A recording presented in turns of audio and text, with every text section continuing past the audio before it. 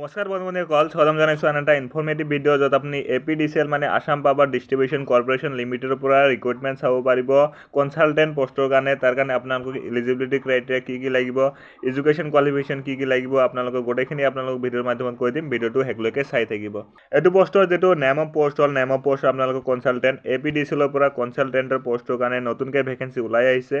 Assam power distribution corporation limited মানে APDCLৰ পৰা আপোনালোকক গোটেই বছৰে কিবা নহ'লে কিবা ভেকেঞ্চি ওলাই থাকে। এই বছৰে আপোনালোকৰ কনচালটেণ্টৰ পোষ্ট যিহেতু ওলাই আহিছে, তাৰ কাৰণে ৰিক্ৰুইটমেণ্টৰ আপোনালোকৰ APDCL 2024 ৰিক্ৰুইটমেণ্টৰ অনলাইন প্ৰক্ৰিয়া চলি আছে। আপোনালোকৰ এডুকেশ্যন কোৱালিফিকেশ্যনটো মই পোনপ্ৰথমে কৈ দিছোঁ।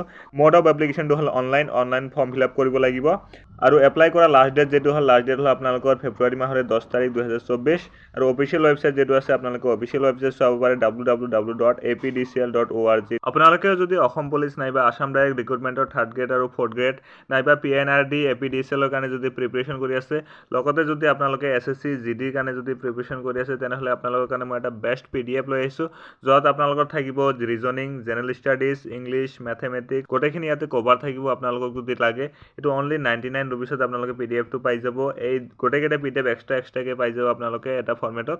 তাৰ কাৰণে আপোনালোকে চিম্পলি এইটো যিটো হোৱাটছএপ নম্বৰ দি আছে, হোৱাটছএপ নম্বৰ যদি কণ্টেক্ট কৰে তেনেহ'লে আপোনালোকৰ অতি কম মূল্যত PDFটো পাই যাব।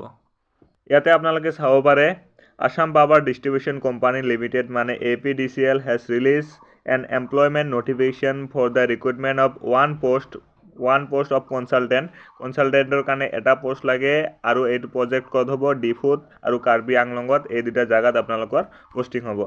তাৰপিছতে আপোনালোকে ইয়াতে চাব পাৰে ইয়াতে এলিজিবিলিটি ক্ৰাইটেৰিয়াবোৰ কি লাগে। এলিজিবিলিটি ক্ৰাইটেৰিয়া পোনপথে আপোনালোকে এটা ইঞ্জিনিয়াৰিং হ'ব লাগিব, ইঞ্জিনিয়াৰিং ডিগ্ৰী থাকিব লাগিব। ইলেক্ট্ৰিকেল ইঞ্জিনিয়াৰিং মানে ইলেক্ট্ৰিকেল যদি ইঞ্জিনিয়াৰিং কৰিছে তেনেহ'লে আপোনালোকে ইয়াতে এপ্লাই কৰিব পাৰিব, অন্যথা আপোনালোকে ইয়াতে এপ্লাই কৰিব নোৱাৰিব। তাৰপিছত আপোনালোকৰ যিটো পোষ্ট আছে, পোষ্টৰ কাৰণে আপোনালোকৰ যিটো চেলাৰী থাকিব 50,000কে চেলাৰী পাই যাব। মানে ভিডিঅ' যদি ভাল লাগিছে ভিডিঅ'টো লাইক কৰি দিব, লগতে চেনেলটো ছাবস্ক্ৰাইব কৰি দিব। Thank you so' much, thanks for ৱাচিং। ভিডিঅ' দেখাৰ বাবে ধন্যবাদ।